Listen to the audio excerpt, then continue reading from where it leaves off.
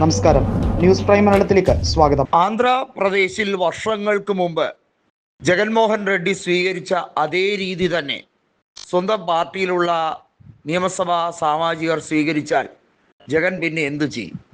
അതെ, വർഷങ്ങൾക്ക് മുമ്പ്, അതായത് YS രാജശേഖര റെഡ്ഡിയുടെ മരണത്തിന് ശേഷം ജഗൻമോഹൻ ആന്ധ്രയിൽ കോൺഗ്രസ് പാർട്ടിയുടെ തലപ്പത്തേക്ക് എത്താൻ ശ്രമിച്ചപ്പോൾ അന്ന് കോൺഗ്രസ് പാർട്ടി അതിനെ എതിർത്തിരുന്നു. അക്കാലഘട്ടത്തിൽ ജഗൻ കടപ്പ ലോക്സഭാ സീറ്റിൻ്റെ ജനപ്രതിനിധിയായിരുന്നു. അദ്ദേഹം ആ സ്ഥാനം രാജിവെച്ച് ഉപതെരഞ്ഞെടുപ്പിനെ നേരിട്ട് YSR കോൺഗ്രസ് എന്ന പാർട്ടി ഉണ്ടാക്കി 5.5 ലക്ഷം വോട്ടിൻ്റെ വലിയ ഭൂരിപക്ഷത്തിൽ ജയിച്ചു. 17ഓളം അന്നത്തെ സിറ്റിംഗ് MLA മാർ രാജിവെച്ച് അവരും ഉപതെരഞ്ഞെടുപ്പിൽ ജയിച്ചു. ഇതൊക്കെയായിരുന്നു അന്നത്തെ സാഹചര്യം. ഇപ്പോൾ ജഗൻ്റെ പാർട്ടിയിലെ MLA മാരെന്ന് പറയുന്നത് കേവലം 10 പേരാണ്. അവരെ ഒപ്പം നിർത്താൻ ജഗന് കഴിയുന്നില്ല.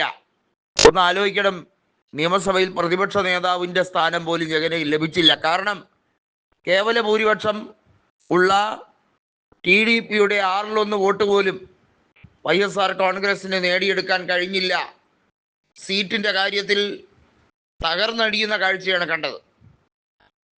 രാജ്യസഭയിലും ലോക്സഭയിലുമുള്ള TDP MP മാർ അവർ BJPക്ക് പരിപൂർണമായ പിന്തുണയുമായി മുന്നണിയിലുള്ളപ്പോൾ YSR കോൺഗ്രസിൻ്റെ MLA മാരും MP മാരും തെക്ക് വടക്ക് നടക്കുന്ന ഒരു കാഴ്ചയാണ്.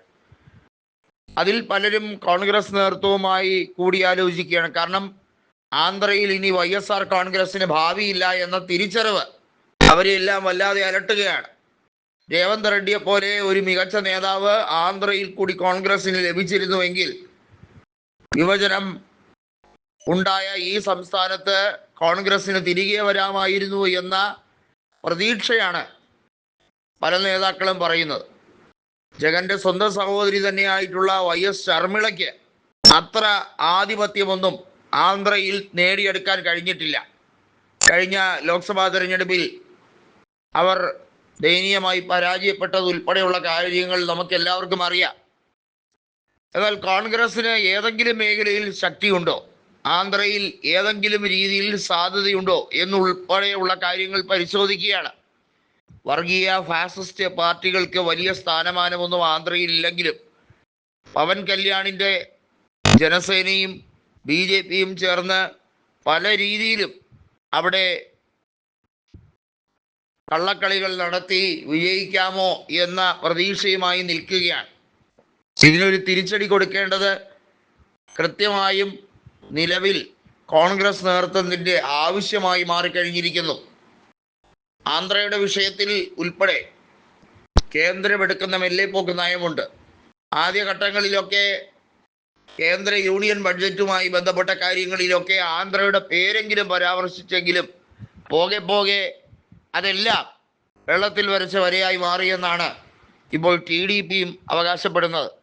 TDP മന്ത്രിസഭയിലോ അല്ലെങ്കിൽ BJPക്ക് കൊടുക്കുന്ന പിന്തുണയോ പെട്ടെന്ന് പിൻവലിക്കാൻ സാധ്യതയില്ല. കാരണം അങ്ങനെ വന്നാൽ അമരാവതി കേസുമായി ബന്ധപ്പെട്ട് വീണ്ടും നായിഡുവിനെ അറസ്റ്റ് ചെയ്തേക്കാം, BJP കള്ളക്കളി കളിക്കും എന്ന ഭയമാണ് നായിഡുവിനെ പിന്നോട്ട് വലിക്കുന്നത്.